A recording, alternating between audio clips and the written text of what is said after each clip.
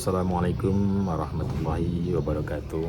Alhamdulillah rabbil alamin.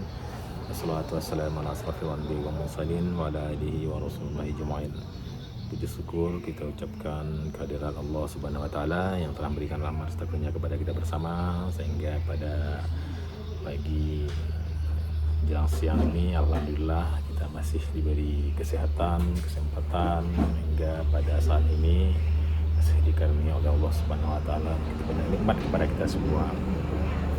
Baiklah, pada kesempatan berbahagia ini izinkan kami nama Yusril, nomor induk mahasiswa 250874201176, program studi hukum Universitas Muhammad Nasir Bukit Tinggi, akan menyampaikan beberapa penjelasan tentang pemikiran Muhammad Nasir tentang bangsa dan umat serta relevansinya dengan kondisi saat ini.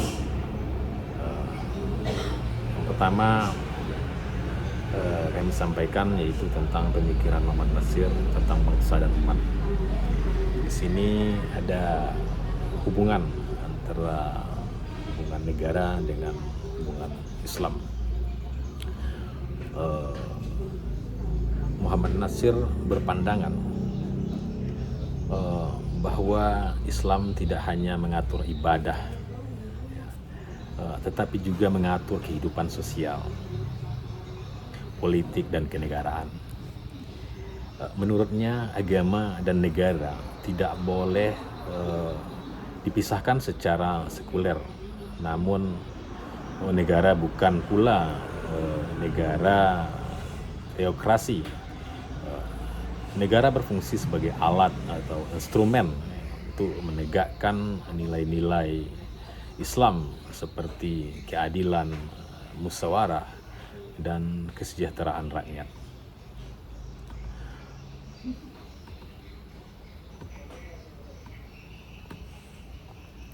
Bagi Nasir, Pancasila tidak bertentangan dengan Islam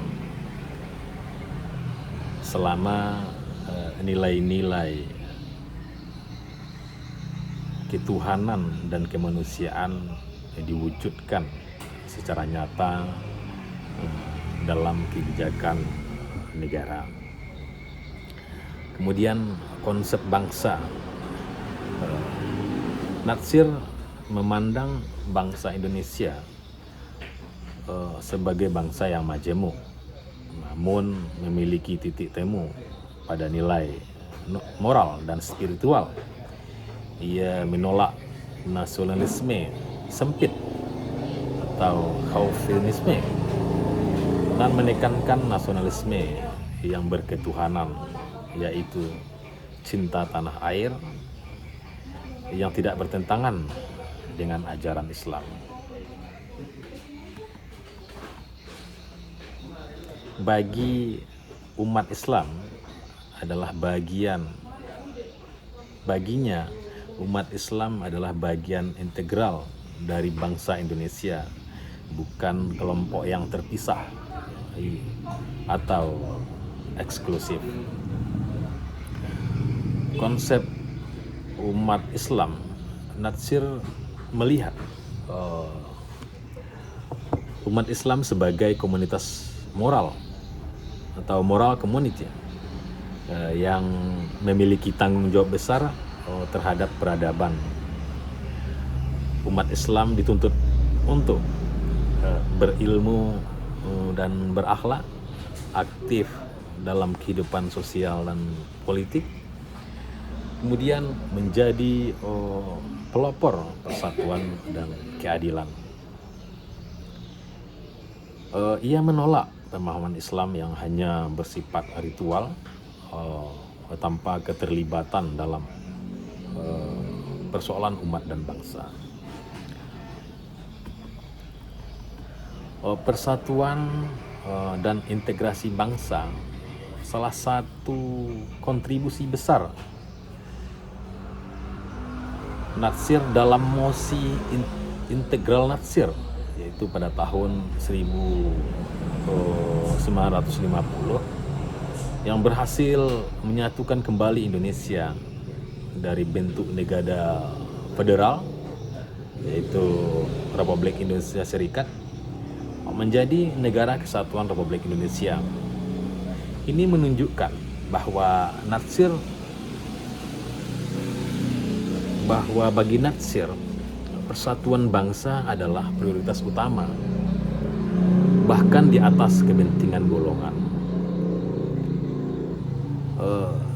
Relevansi pemikiran Natsir ini dengan situasi dan kondisi bangsa dan umat saat ini, itu ada beberapa komponen yang sangat mempengaruhi peradaban umat pada saat ini. Yang pertama, krisis moral dan etika publik. Yang pertama, krisis moral dan etika publik. Yang pertamanya adalah maraknya korupsi, kemudian penyalahgunaan kekuasaan yang sering kita lihat sekarang ini, seperti korupsi yang kita sampaikan tadi.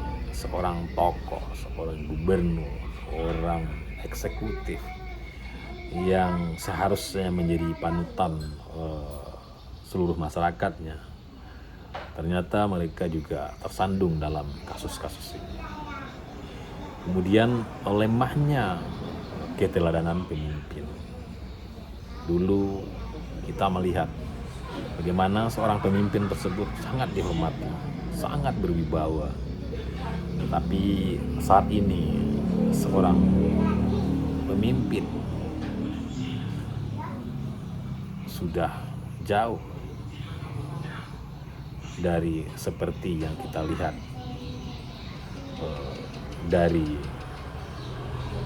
zaman-zaman terdahulu, bagaimana seorang pemimpin tersebut mempunyai wibawa dan leadership yang sangat mumpuni, yang sangat disegani, yang sangat diteladani di tengah-tengah masyarakatnya. Pemikiran Natsir tentang pentingnya moral agama sebagai fondasi negara menjadi sangat relevan. Ia menekankan bahwa kemajuan bangsa tanpa akhlak akan rapuh. Kemudian tantangan pluralisme dan toleransi dalam kondisi masyarakat yang rawan polarisasi agama dan politik. Pandangan Natsir tentang nasionalisme religius yang inklusif dapat menjadi solusi. Islam menurutnya tidak mengancam kebinekaan. Ya, justru Bhinneka Tunggal Ika suatu perekat pemersatu persatuan bangsa. Kemudian peran umat Islam dalam demokrasi. Saat ini umat Islam sering dijebak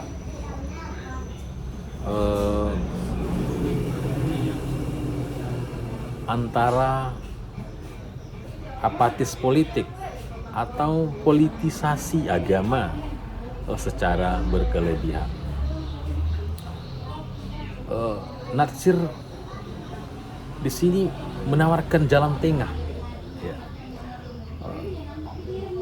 Bagaimana partisipasi politik yang bermoral, konstitusional, dan berorientasi pada kemaslahatan umum.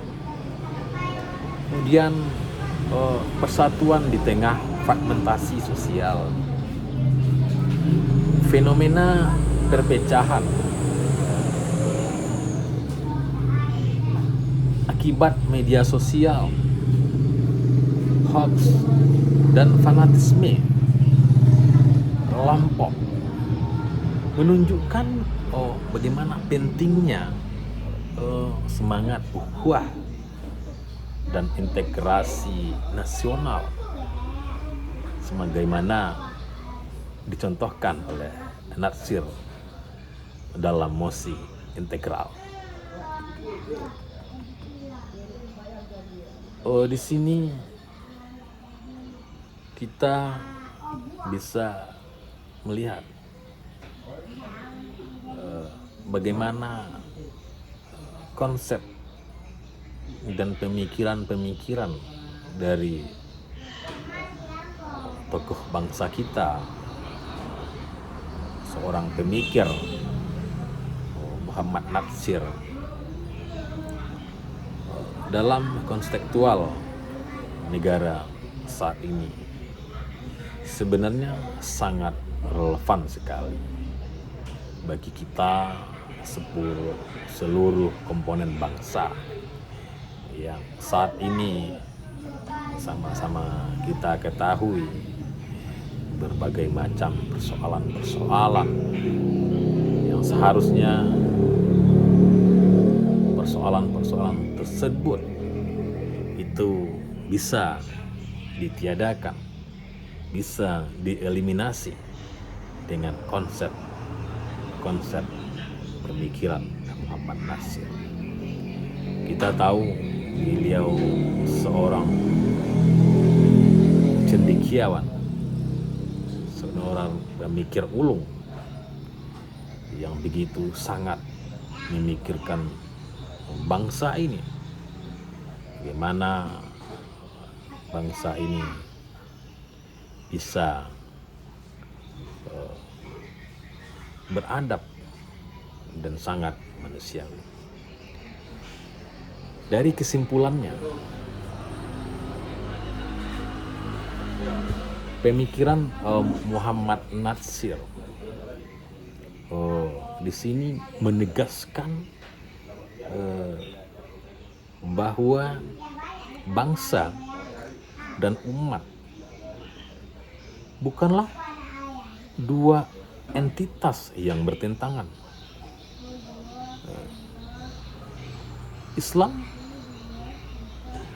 dapat menjadi sumber nilai untuk membangun negara demokratis dan berkeadilan. Kemudian persatuan, moralitas, dan tanggung jawab sosial adalah kunci kemajuan bangsa. Intinya seluruh konsep dari pemikiran Muhammad Natsir tersebut bisa diimplementasikan dalam seluruh kebijakan untuk memaslahatkan umat dalam menjalankan roda kehidupan, roda pemerintahan, baik di eksekutif maupun di yudikatif.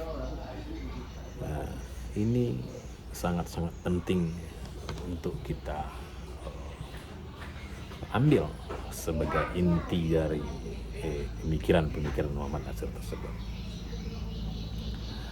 Jadi kita sebagai warga negara, warga bangsa, agar konsep-konsep dari pemikiran Muhammad Natsir tersebut bisa diterjemahkan dalam kehidupan berbangsa, beragama dan bertanah air. Dalam konteks Indonesia saat ini, pemikiran Natsir tetap aktual dan relevan, terutama sebagai rujukan dalam membangun kehidupan berbangsa yang bermoral, toleran dan berkeadilan sosial. Mungkin saya Yusril hanya itu yang bisa saya sampaikan.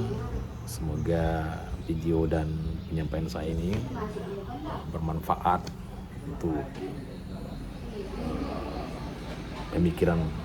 konsep pemikiran saya sendiri dan bermanfaat untuk kita semua.